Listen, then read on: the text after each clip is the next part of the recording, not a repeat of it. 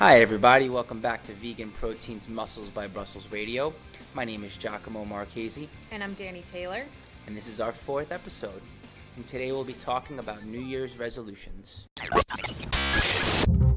Well, as usual, the holidays have been somewhat stressful for us, but I'd say it's been going pretty well so far. As far as fitness goes, I've definitely been getting my workouts in a little more consistently than I have in the past, which is great. And yeah, no complaints really on this side. Hope the holidays have been well for everyone out there. Yeah, we hope everybody had a really good holiday. Whatever it is you celebrate, we hope you were surrounded by lots of delicious vegan eats and people who love you. Holidays went pretty good over here. I'd say we're still surrounded by some delicious vegan eats, and I have to finish that stuff off. It's good. There's leftovers. There's for sure leftovers. My mother had like 3 dozen vegan gingerbread cookies left over. It's like every time we go over our house, she just keeps feeding us. I'm not complaining at all. I love it. Yeah, we're just like bottomless pits to them. But anyway, we hope everybody had a great holiday season, and we have one more holiday right around the corner. New Year's Day. Actually, we're going to my family's house for New Year's Day, and I would imagine, if I know my family, there'll be more food there than all of us can eat for the next 2 weeks. Probably. I think this episode is actually going to air on New Year's Day, or maybe on New Year's Eve. No, we air it on New Year's Day. New Year's Day it's Thursday, right? I don't know. I'm losing track of time. Yeah, can't keep track of the days anymore. But anyway. But hopefully this will air then, and we're going to talk a little bit about New Year's resolutions. And if you guys have any cool New Year's resolutions, we'd love to hear about them. It's always great to hear about other people's goals for the year. You can get some really good ideas that way. Yeah, I could certainly get some good ideas myself. I can't say that I've sat down with myself and really thought about what my New Year's resolutions are. What about you? No, not really. I have a couple ideas, but I'm not a big New Year's resolutioner because I don't like putting my goals off. Like if I want to do something, I just start it ASAP. But I know a lot of people are really motivated by the idea of New Year, fresh start, all that jazz. So I totally get it. I'm just impatient. Yeah, remember immediately. Last year I think I had 2 resolutions last year. One was to make a happy journal where I wrote 3 things that went. Like a gratitude journal? Yes, a gratitude journal. I'd write down 3 things that I appreciated each day about the day. How'd that go? It lasted for about 2 months. I just didn't keep up with it. What was the other? It was now I forgot. I slipped my mind. But anyway, I think for this new year, no, I don't necessarily have a specific goal in mind, but I'd say something that I really want. A goal of mine that I want to fulfill in 2015 is to compete at my first powerlifting meet and to really, make a strong showing. So today we're going to talk about 3 specific New Year's resolutions. We're going to talk about people who have decided they want to try and go vegan in 2015, how to start eating right for your goals, whether that's to build muscle or lose weight or whatever. That's usually a pretty popular goal. And also... Wait, I got it. Time out. I was supposed to be dancing a little bit every single day for the whole year. I can't believe you interrupted me for that. Anyway, go ahead. Sorry. And the last goal is to start weightlifting. People who want to start lifting weights, not really sure where to start or how to make that last. So those are the 3 that we're going to tackle today. A lot of our listeners, I'd imagine, are either veg curious or are already vegan, and perhaps they know someone who's interested in going vegan into the new year. And that's why we decided that it would be a good idea to talk about that. Of course, being that we're going into a new year, you can take that fresh start, and this could be a good time to think about trying to go more plant-based. And what would you say are the most common hurdles for people that are trying to switch to a more plant-based diet? I think for most people, the idea of going vegan is like completely foreign to them. It's probably like hearing a different language or something. People are raised that the main part of your food is, the steak on the plate, and then the vegetables are just, what's around the steak on the plate. So the idea for most people is that, going vegan, you take the steak off the plate, what do you have left? Not a whole lot. And that scares people. And I get that. You feel like you're not going to have anything to eat. So the first thing that I would recommend is figure out why you want to go vegan. Mm-hmm. There's so many reasons now that people decide to go vegan or give up animal-based foods. Whether it's for your health, for the environment, for the animals, for ethical reasons of any sort. Right. And I think knowing what your reason is really, really important, and sticking with that goal. And I think that goes for every goal. You know, remembering your why is really important. And something that's going to keep you doing it for the long term. I mean, if you have, say you want to, you have a short-term goal. You want to be fit for the summer. And that's, you're going to fall off the wagon that way. It's not necessarily, it's got to be a stronger reason. Yeah, I think finding a reason that really resonates with you is really important. And if you're kind of wishy-washy about what your reason is, like you kind of feel like you want to do it, but you're not really completely sure why, you don't really feel steadfast in that decision, I would recommend watching some documentaries and sort of educating yourself on the subject as much as you can. Some really good ones are Forks Over Knives, Vegucated, Fat, Sick, and Nearly Dead is a good one. Earthlings, if you really want to get into the ethical side of veganism. It's not an easy watch by any stretch, but if you can get through that movie and not want to go vegan, I think you're a pretty rare breed. So I think finding your reason is super important, and that's just going to help you to be more successful. So you have your reason why, you've decided you want to do this. The next step to me would be to decide how you're going to do this. A lot of people just go cold turkey, so to speak, and they just try and go vegan overnight and see how that works out. And for some people, that's very successful. If you feel like that wouldn't be the easiest way for you to do it, many people decide to cut out one food group at a time. Red meat, white meat, fish, eggs. I mean, that's dairy. definitely the way that I did it. I started cutting out one food group at a time myself. I'm trying to think, my initial reason for going vegan was I believed that it would fuel myself better as an athlete, and then I started getting into the ethical side of things. And I definitely didn't go cold turkey. I mean, it was a big change for me at the time, 10 years ago. For me, I'd say I transitioned over the course of a year into going vegan about 10 years ago. And basically, I cut out meat first, then I cut out dairy, and then I started to read labels. And basically, that's as simple as checking things that you would normally buy and making sure that they don't have, butter in them or eggs, and you'd be surprised how easy it is to switch from one item to the next. Well, you'd be surprised how many foods that you're already eating are actually vegan, and we call that accidentally vegan. Things that weren't specifically made to be vegan, but they just happen to be vegan. And I think when people are first making that step to become vegan, it's really good to know the foods that are quote unquote accidentally vegan. It just makes your life so much easier than sort of going out and learning 100 new foods that you've never heard of before. It's just much more comfortable to eat things you're already used to. Somewhere on the PETA website there is a very good list of foods that are just in a regular supermarket that are vegan. Which brings me to my next point. Find vegan substitutions for the foods that you already love.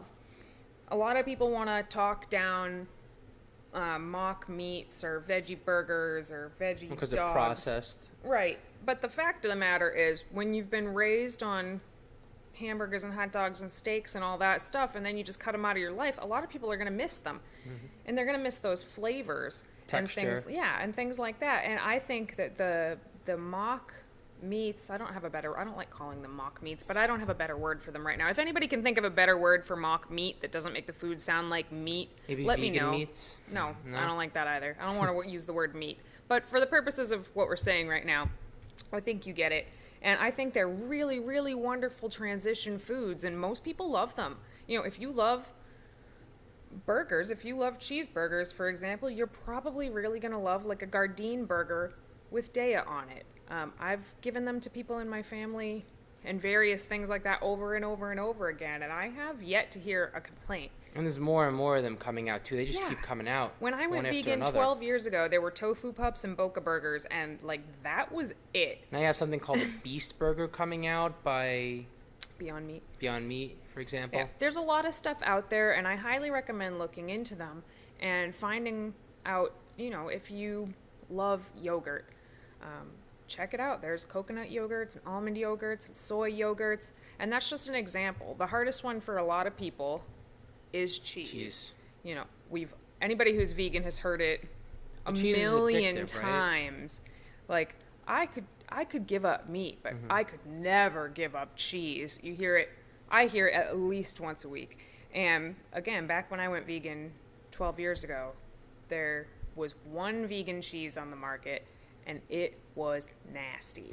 And now there's so many really, really good vegan cheeses for various occasions. You know, there's Daiya, which is probably the easiest one to find. There's the Chow cheese now from Field Roast. That's great. There's 𝐾𝐨𝐧'𝐭 from Chicago Vegan Foods, which is awesome.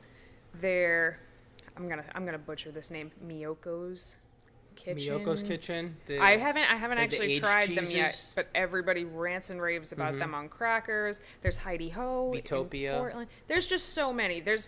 And they're all made out of, you know, nuts and coconuts and, you know, really healthy whole foods full of vitamins and minerals, and they taste really good.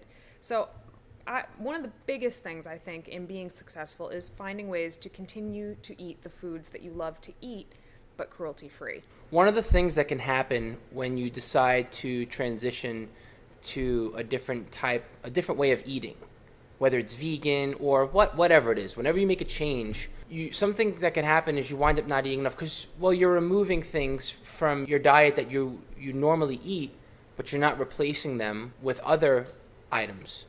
And that's why, you know, it really is important to find substitutes for foods that you had, and that's where the vegan meats come in handy, and the cheeses and whatnot. Right. This is one of the things that you hear a lot when people try to go vegan is, well, I tried to go vegan, but I just felt terrible and run down and blah, blah, blah. And a lot of times I find, most of the time, almost all of the time, I find they weren't eating enough. They weren't eating anywhere near enough. But they never realized it because they weren't looking into what they were eating before they went vegan and after, and they just assumed, well, it's the vegan diet. But it's not really the case. I mean, you have to really be conscious of how much you're eating and make sure to keep eating even when you make a transition and you're having different items in your diet. Right. Plus, a vegan diet is typically a lot higher in fiber than a non-vegan diet, and a lot of fiber calories, about half of them, basically just pass through you without much nutritional absorption. Lots of benefits to fiber, but a lot of times it makes foods lower in energy or calories than they appear to be just by looking at the label. So in my experience working with a lot of people, mostly vegans, some non-vegans, a lot of transitioning people, you can typically just eat more as a vegan. This is not to say that calories don't matter, like we spoke about on the last episode. It's just that your metabolism seems to respond a little bit differently to vegan foods than non-vegan foods. I have no data to back that up at all. It's just my own personal observations that in general, vegans are able to eat more than non-vegans, which means if you're switching to a vegan diet, make sure that you're eating enough, especially at first. Better to err on the side of caution and eat a little bit more than to undereat and feel really crummy. Right, and bear in mind, eating fiber is going to fill you up. So if you find that you can't eat and you're just not hungry, but you know that you should be eating more, maybe remove some of the fiber out of your diet. Choose things that are maybe like a white potato is a little starchier and less fibrous as opposed to a sweet potato, for example. Right. But just make sure that you're eating enough. Keep track of your food. I'm always a big fan of keeping track of your food, regardless of your goals. But keeping track of your food while you're going vegan, it'll give you a record to look back at and see maybe where you might have gone wrong or what's really working for you. or what have you. Another really helpful thing to do is to familiarize yourself with different recipes and different ways to prepare vegan food. 𝐬𝐮𝐬𝐫𝐞 Moskowitz has some awesome cookbooks out there. Vegan with a Vengeance is one of her cookbooks because some of them can have the recipes can be a little more complicated. Vegan with a Vengeance has some very simple, easy recipes that are delicious. Yeah, I agree. I mean, she even teaches you how to make your own seitan, which is time consuming, but if you have the time, you can make seitan for pennies on the dollar, basically. And you can flavor it all sorts of different ways. Anyway, I think that most people, when they do go vegan, I can speak for myself and lots of other people I've talked to, when you go vegan, you basically like relearn your way around the entire kitchen and learn how to cook certain foods. And it can be very, very helpful to learn how to cook foods that maybe a lot of people who were not vegan before are not familiar with cooking in large batches, like dried beans, rice, quinoa. Learning how to cook tofu is huge, and I get people who have been vegan for 10 years that say, I don't know how to cook tofu. Learn some good tofu recipes. It'll change your life. I promise you that. Tofu is not terrible. It's just about how you cook it. It can be absolutely delicious. Another thing that I recommend is to always have vegan, like pre-prepared vegan snacks on you pretty much at all time. Like we mentioned earlier, you can tend to eat more as a vegan. You also get hungry a little bit more frequently, I think, when you're vegan. So keeping snacks on you, almonds, Cliff Bars, Primal Strip Jerky, fruit, apples, bananas, hummus packets, and veggies. These are all great things to have on you because when you're brand new to being vegan, getting caught off guard, hungry, and without something to eat right there, a lot of times that's where people fail because they don't know what to eat, so they just cave and eat something that isn't vegan and then either feel bad about it or they just give up altogether. Also knowing what kind of options you have and restaurants that you can, like restaurant chains that you can find just about anywhere. Like, for example, Taco Bell. Yeah, that's or true. Chipotle. There's... Even I can't pizzerias. remember. There is a really good list online of vegan food in fast food type chains that you can find all over the country. If you just Google that, vegan fast food, I think the first thing that pops up on Google is a list of vegan options in restaurant chains that are all over the country. And although obviously that's not ideal, sometimes when you're stuck, it's good. It's just good to know. Good to have in your back pocket. Exactly.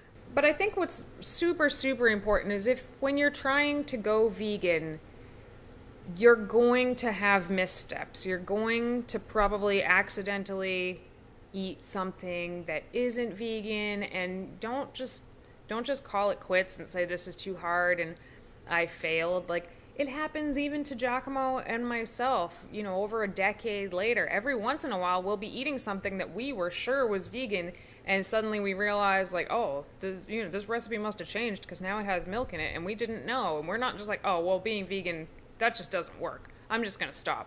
You just, shit happens, and do the you best just you can. move along. Being vegan is about doing as little harm as possible, as is reasonably possible.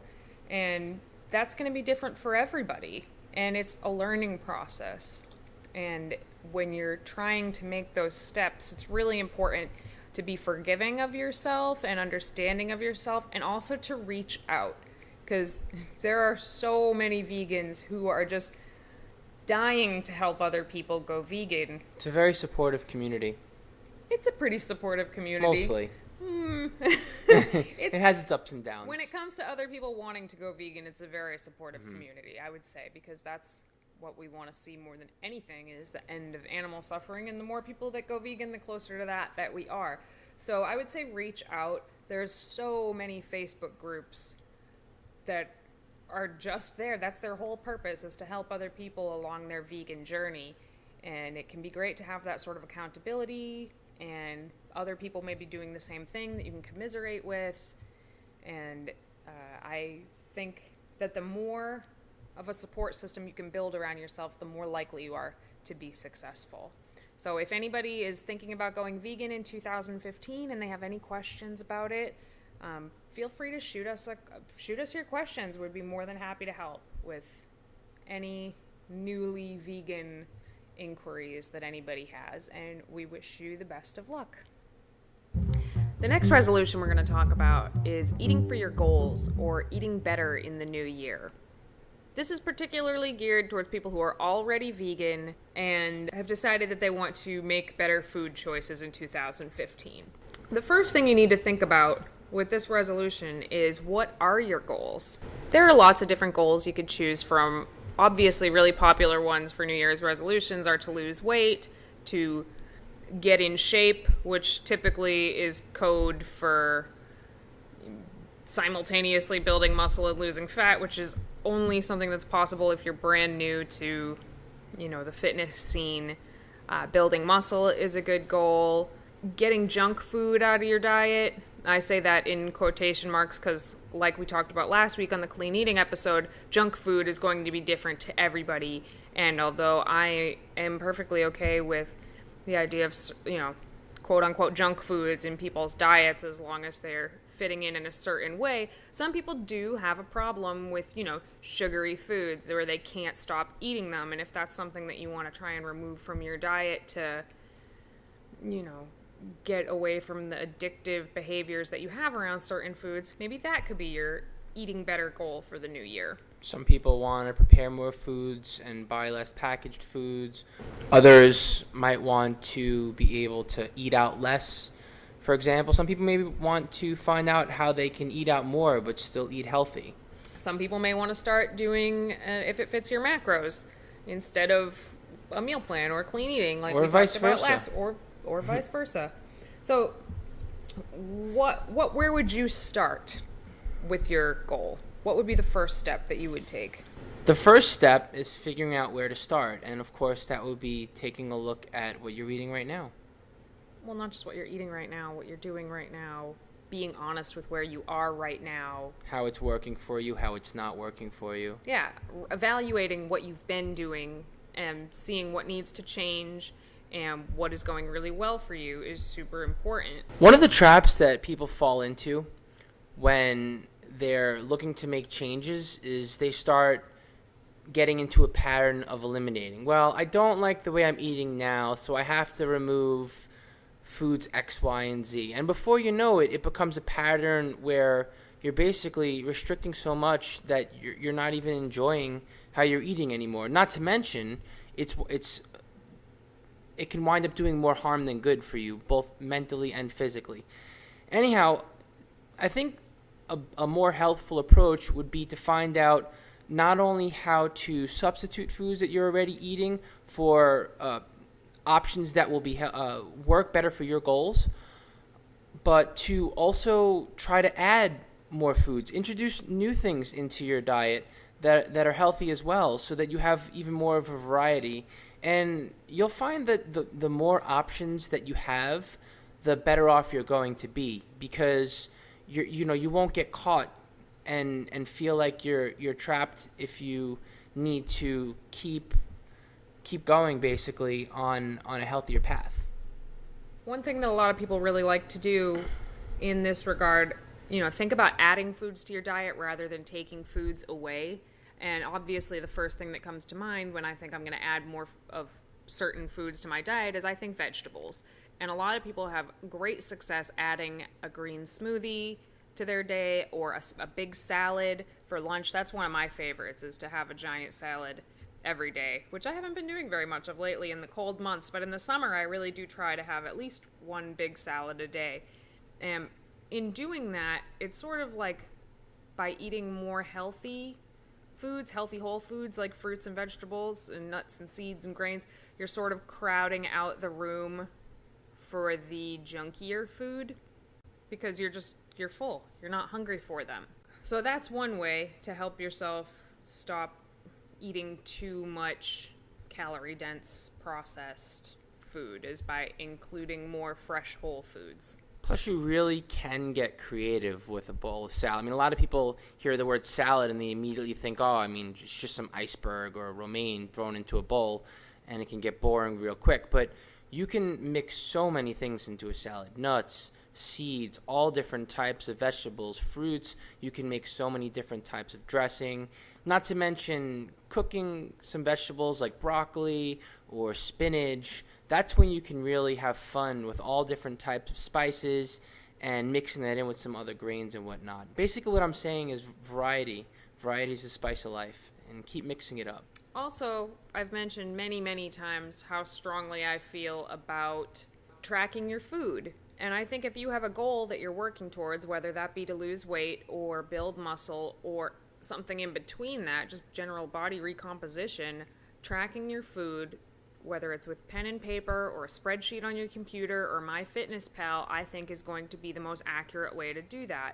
And holding yourself accountable, however that is for you. Maybe you put $1 into a jar every day that you actually track your food, and at the end of the month, you go buy yourself new headphones or something like that. That's one way to hold yourself accountable for tracking your food. But like everything else I say, these records of what you're eating and what you're doing are so, so important to figuring out what's working and what's not working for you. For a New Year's resolution of eating better or eating for your goals, I think tracking your food is paramount. So, tracking your food and focusing on what you are adding into your diet rather than what you're taking away from it are both going to be very, very important in the success of this resolution. Also, realize it's not an all or none type situation. Basically, whatever your goal is, there are going to be steps to get there. I think a lot of people fall off the wagon with their goals because they have this finish line and they're working towards it, but then they stumble or they get derailed one way or another, and before you know it, they're like, oh, well, it's just gonna, this was just too much. Positive reinforcement, figure out whatever it is that your long-term goal is, and then set some shorter-term goals. Lastly, a really, really important thing about reaching your food goals in the new year is taking the time to prepare your food, because you are most likely to fall off track when you are hungry and you don't have anything prepared. And I feel like we've all been there where it's time to eat, but we don't have anything, and it's going to take 45 minutes to cook up what it is that we know we should be eating, and we end up eating something that is subpar because it's faster and it's more convenient. Or eventually you just get so hungry you don't even give a flying and eat garbage until you're ready to explode. So I think whether you take a day to meal prep, which is what 𝐬𝐿𝐫 likes to do, he likes to meal prep a large amount of his food on one day, or what I prefer to do is in the morning make all my food for that day. It's a little bit fresher that way, but it does take a little bit more time overall. Because if you have your food already prepared, it's so much easier to just, oh, I'm hungry. I'm just going to eat this thing that I already have made that I know that I like and carry on with my day.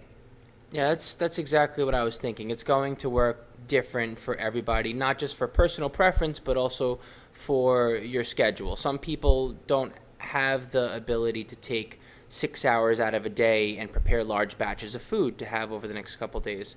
And some people do. Some people, can spend an hour or two out of the day and prepare their food for the whole day. Jesus, no, like 30 minutes. Well, whatever. I mean, basically all I'm trying to say is that there is no cut and dry. It really isn't, because, a lot of people like to think that if you don't plan 3 meals a day for the next 7 days in advance, that you're not going to get there, or that's the best way to get there. And, for some people, it really does work. But for others, waking up in the morning, like Danny said, anywhere from a half an hour to a little bit longer, depending on how long it takes you or how much time you have to make your food, that can work better. It's really a matter of personal preference and your schedule and what fits it. But plan ahead. Knowing how to plan ahead is super, super important to eating in line with your goals. If you know that you're leaving the house and you're going to be at work all day, pack your food in your lunchbox and take it with you, which most vegans in general do anyway. We're used to bringing our food with us. But if you're specifically trying to eat for weight gain or weight loss, you want to eat food that is specifically in line with those goals, which we sort of touched upon, I think, in episode 1. Actually, it was episode 2, about, how to eat for your muscle building goals, for example. And take those foods with you. So like we said, when you're hungry, you're not totally caught off guard and forced to eat something crummy or something that doesn't fit with your calorie or macro goal. And like we were saying earlier, those healthy snacks, have backups, because you're not always going to have a chance to go shopping. You're not always going to have access to a restaurant. Sometimes you're going to forget to pack your food, but have backups. Have some sort of a game plan where if things don't go the way that you intended, that you'll have an option. You're not going to go hungry, because you don't want that. Even the best planning is going to fail sometimes, and you're just going to be stranded with nothing to eat. And it's just going to happen. It happens to everybody. And in those situations, just make the best choices you can. I try to make half of my plate vegetables when I'm stuck in that sort of a situation. And even if that means, going to a Chipotle or something like that, you can do it. You can make it work almost anywhere. And those are some of our tips for the New Year's resolution of eating better in 2015. No matter who you are, I believe that strength training is a huge part of any fitness-based goals, resistance training, weightlifting, however you want to look at it. And it's a big goal for a lot of people, is this year I'm going to start lifting weights. So now we're going to give you some of our advice on how to get into weightlifting for the first time.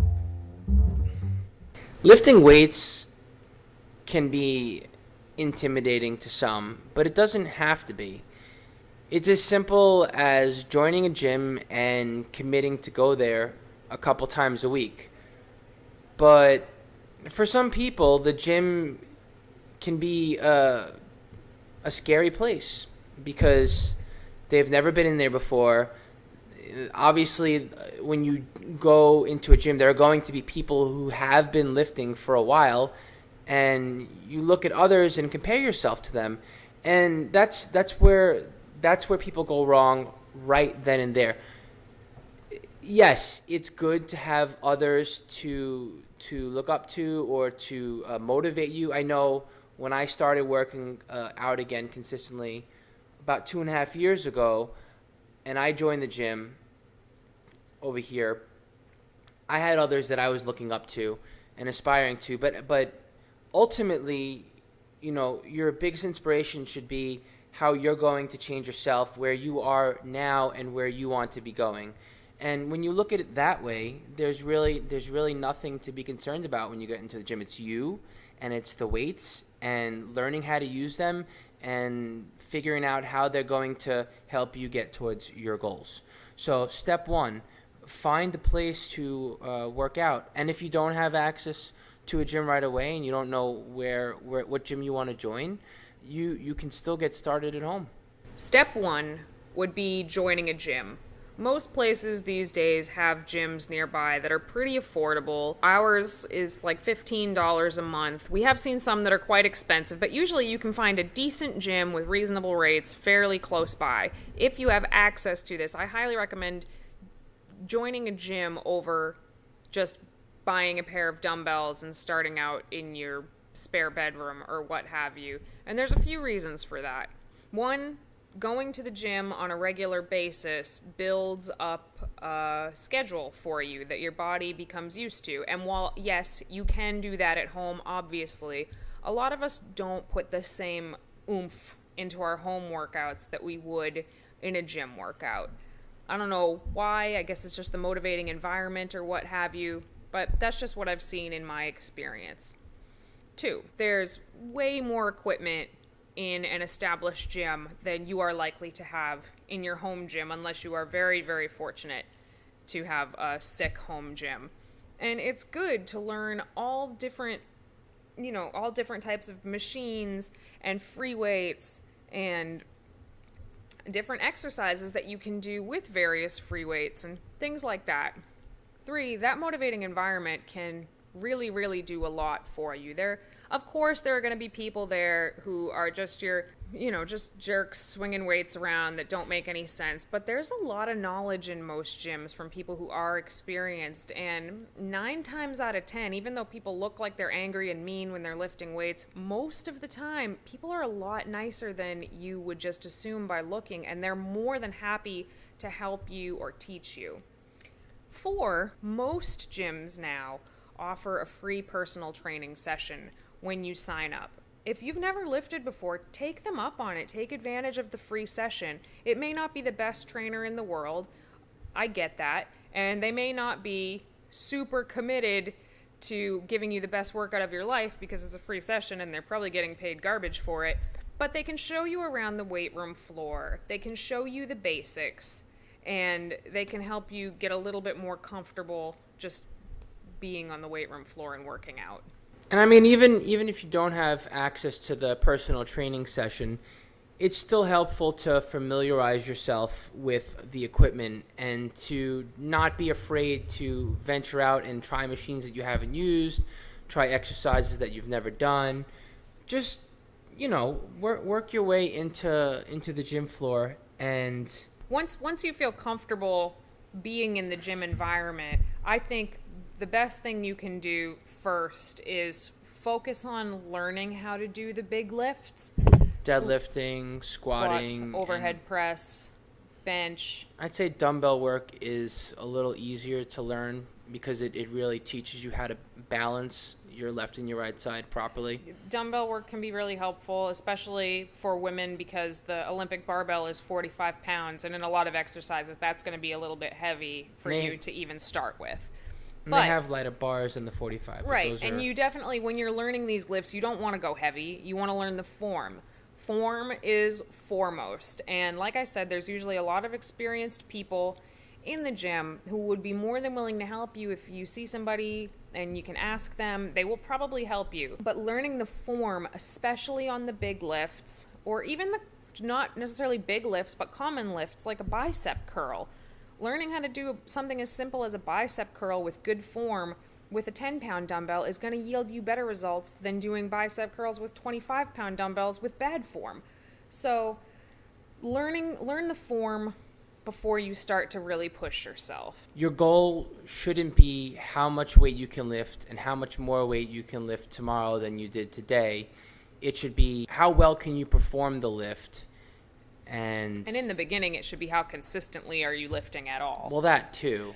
But if you don't have somebody that you can reliably learn these bigger lifts from in person, there are a lot of great YouTube videos out there now of people demonstrating very, very well how to do them. Scott Herman Fitness, he's actually pretty local to where we live, and he has some fantastic YouTube tutorials out there about how to do almost every lift ever. So I highly recommend checking those out. He explains it really well and in a way that isn't so sciencey that you're not going to know what he's talking about. So Scott Herman Fitness on YouTube is a great YouTube channel to learn some of those big moves. Figure out how many days you can commit to working out at the gym and make sure that you're realistic with yourself too. A lot of people, I'm gonna work out every day for the rest of the month. Well, that's cool and everything, but it doesn't matter if you don't actually do it. And, you really shouldn't work out every day for a month. Aside from burning yourself out, you're going to feel like you're failing if you don't get all your workouts. And you're going to write your routine around the days that you can commit to. So it's important to create steps that are attainable and then to build off of that. For most people, I think 3 days of lifting a week is a great place to start. And usually for people who are brand new to lifting, I recommend full body workouts 3 days a week. That's a great way to get your body acclimated to the stress that you're about to put it through without doing something like a 3-day split where you beat the crap out of your legs and shoulders one day and your back and biceps one day. When you're brand new to lifting, like your first real leg day can make it pretty much impossible to walk, and you'll feel so terrible the next day that you'll never want to do it again. that's why I recommend full body workouts, because it sort of eases you into that stress. And this is for brand new lifters, of course. But if you used to lift and you haven't in, over a year, start yourself off with full body workouts for a week or two and just be consistent with it, because that is the biggest thing of habit. Is just, I always say, for the first month of doing anything new, you have to force yourself through it for the first month or so. Whether you like it or not, you drag yourself to the gym. Even if you just show up and you're like, nope, not feeling it. You know what? You got there and you did something. So forcing yourself through it for the first month, and after that it becomes so much easier. But if you can commit to 3 days a week, then you've created a habit at that point. So you've committed to 3 days a week. What are you going to do while you're there? Figure out a realistic amount of time to spend in the gym and build a program that works. Right. Most brand new people to the gym can't just sit down and write their own workout that will be effective, though. No, but there has to be some resources out there that have some introductory workouts. Well, obviously, maybe that trainer who gave you your first free session was pretty good.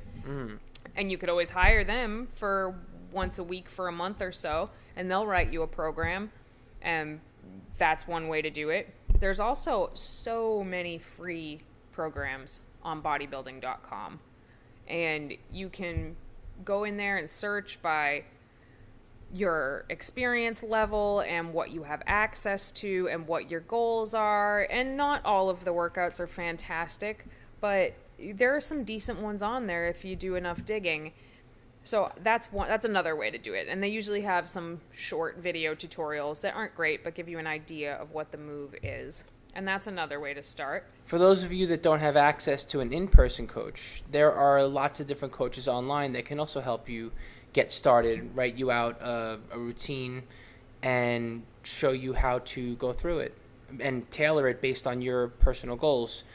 And that would be a little more personalized than, say, looking at a basic introductory program. And once you have your program and you've got your form down and you're comfortable with it, then you can start pushing the weight and lifting a little bit heavier. And you always want to make sure that it feels challenging, but only with good form. Always keep that form. Form first, in my opinion. Don't sacrifice that form for anything, especially when you're brand new to lifting, because that's just asking for an injury. And the last tip is, just like every other resolution that we've had so far, is reach out. There are fitness classes at gyms. Some of them are lifting. I mean, they're usually light lifting, but that's people with similar interests that want to lift, especially in the new year. I'm sure there'll be lots of people that are going to the gym for the first time. Lots and lots of fitness communities online. A couple that I would like to mention that are vegan specific are the groups on Facebook. They're Facebook groups. Vegan Bodybuilding and Fitness. Vegan Bodybuilding and Nutrition. If you're female, there's Vegan Gym Girls and Vegan Ladies Who Lift. Vegan Powerlifting, if that's something that you're interested in. Those all have lots and lots of members, some of them very, very knowledgeable. Of course, there's some woo-woo stuff in some of them as well. But it's like anything else. If something sounds very extreme in one direction or another, it's probably not the best thing to do. The answer is usually somewhere in the middle. But and these people are all over the world. You might even be able to go into a group and find somebody who's actually local to you. So if you're not a Facebook user, you can always go onto a forum as well, like veganbodybuilding.com or bodybuilding.com, for example. Bodybuilding.com is usually not particularly kind to vegans, and I find their forums to be sort of like an underworld of horrible humanity, but that's just my opinion. Instagram is great because you can just search the hashtags that you're maybe it's vegan lifters. Vegan lifters is a popular hashtag on Instagram. Plant built is a popular hashtag on Instagram. Vegan bodybuilding is a popular hashtag on Instagram. And you can just search through those and find other people with similar interests. And I find the Instagram platform to be the most supportive of all the social media platforms, personally. Unlike, say, YouTube. And it's a great way to document your fitness journey as well. And if you do decide to do that, feel free to use the Muscles by Brussels hashtag so we can find you and cheer you on and answer any questions that you have. And now we're we're going to review our favorite product of the week, which is Plant Fusion Protein Powder. Plant Fusion, what I really like about it is the way it tastes and the way it mixes up. It's a really good way to transition from a whey-based protein to a plant-based protein because they formulated it to have a similar consistency and it has a great flavor as well. The protein base in Plant Fusion Protein is pea, artichoke, amaranth, and quinoa. So it's a pretty interesting protein blend, not super common. I mean, pea protein's common, but the other three are not super common. It also has 4.5 grams of branched chain amino acids per scoop, 2 grams of which are leucine, which is the most important amino acid for muscle protein synthesis. And it also has 3 grams of glutamine, which helps with soreness. So we own VeganProteins.com, so we really do get to try a lot of different vegan protein powders. And there's some really, really great ones out there. But for most of my clients, I start them off with Plant Fusion Protein Powder because it is a really good value for what you get, especially compared to other similar things on the market with the branched chain amino acids and the glutamine added to it. And most importantly, it tastes good. A lot of proteins, especially protein powders that are heavy on the pea protein, can taste really, really chalky and they sort of puff up when you blend them, which I don't mind anymore. But for a lot of people, it's just really not a pleasant tasting protein powder. So this one I really like because it doesn't really puff up like that. If you make it thick, if you don't use a lot of liquid, it can get a little bit thick on you, but I like to double the liquid that it recommends on the package. So I do 1 scoop to about 16 ounces of water. Right, and in that 1 scoop, you're getting 21 grams of protein, which is not bad for a serving, and you're getting 30 servings out of a 2-pound container. Yeah, so 21 grams of protein, 4 grams of carbs, and 2 grams of fat, and it's 120 calories per scoop, per 30-gram scoop. And it's also worth mentioning that Plant Fusion is soy-free and gluten-free for those who happen to be intolerant and have allergies. So I like this protein a lot I can drink it on its own, which is always nice. I can just keep packets of it with me in my gym bag, and if I'm in an emergency, just shake it up with water, and it's not hell to drink it. It's actually quite pleasant. I love the chocolate flavor. That is my favorite. But I also like to use it in smoothies, making different kinds of smoothies with it because the texture is really, really good. You don't need to add a lot of fruit to it.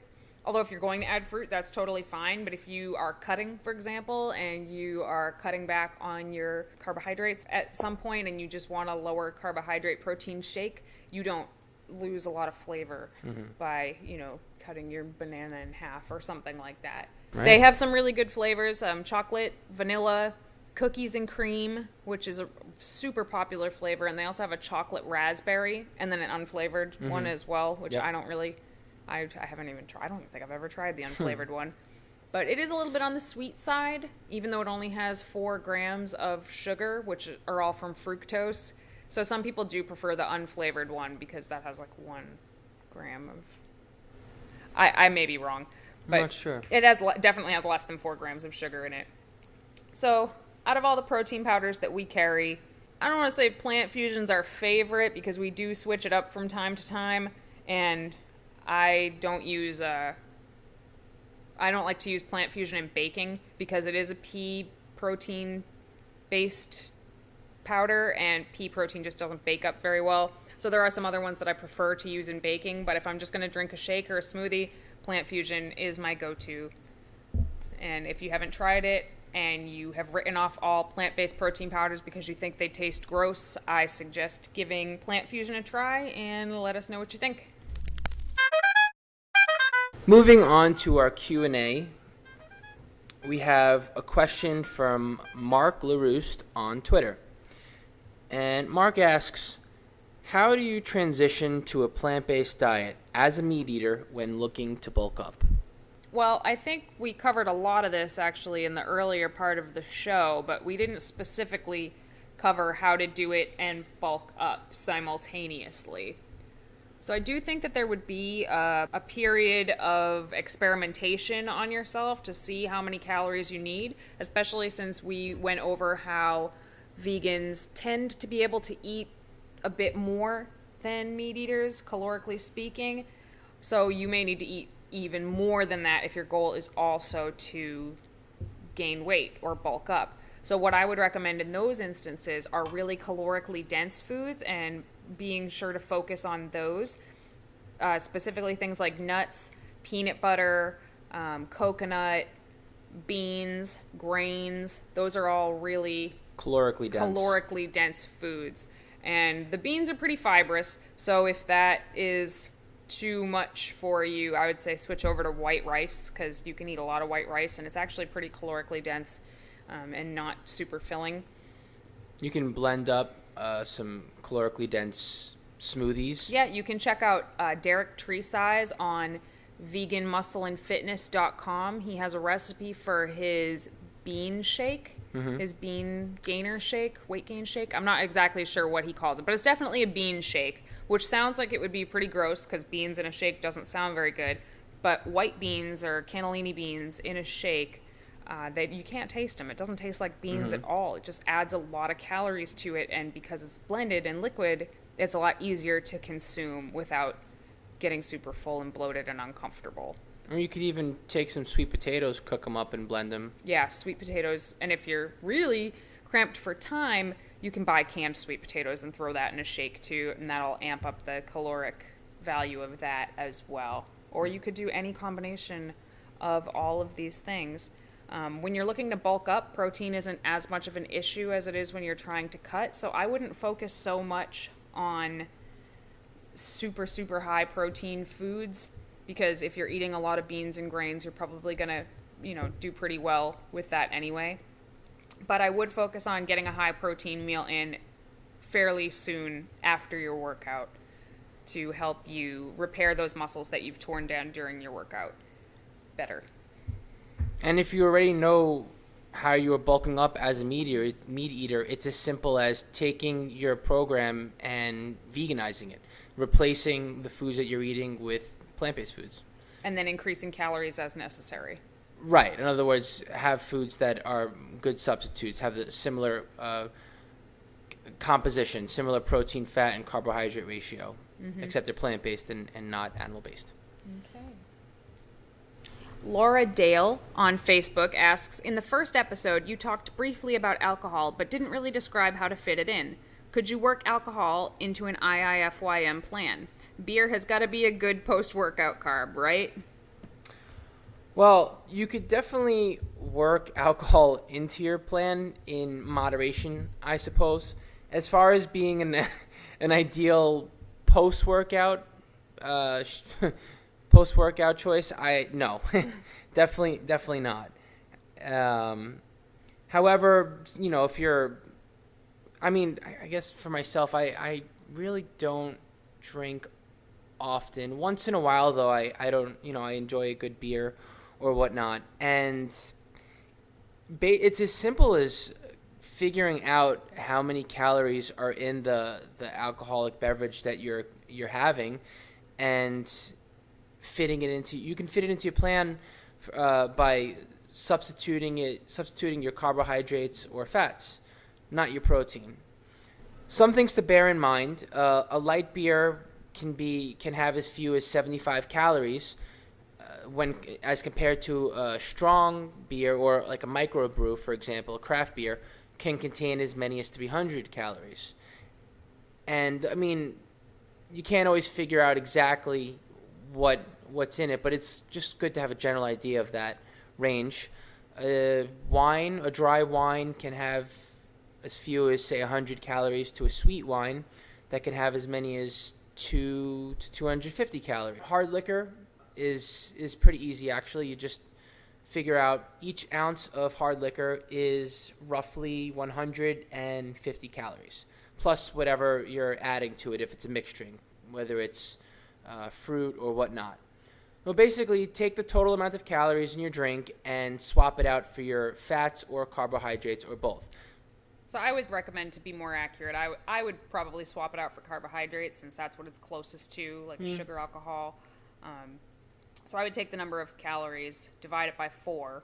So if it's a beer with 100 calories in it, that's 25 grams of carbs. Exactly. And that's how I would count it in. If you go to log stuff on MyFitnessPal, I've found that I don't drink, but I've looked it up for 𝐾𝐨𝐧'𝐭.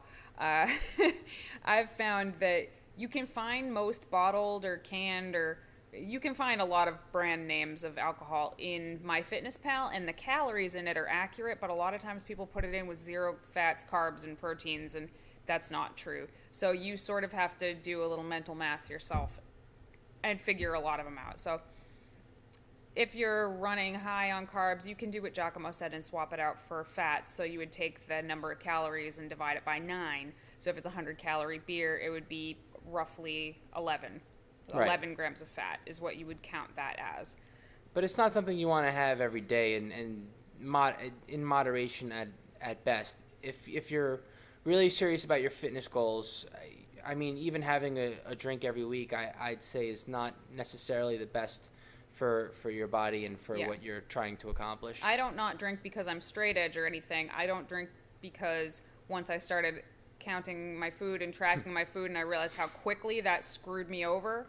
Even going out and just having a couple beers would just completely screw my goals over for the day. So I was just like, it's not worth it. I'd rather eat a sandwich than drink a beer. And I found that I don't really miss it. But of course, there are special occasions and things like that, and it's always good to know how to work those things in. Exactly. So that's how we would recommend to do it. And I hope that answers your question. Please don't drink beer as a post-workout. All right, well, that wraps up our 4th episode of Muscles by Brussels Radio, brought to you by Vegan Protein. Thank you so much for listening, and feel free to get in touch with us on any of our social media accounts at Vegan Proteins.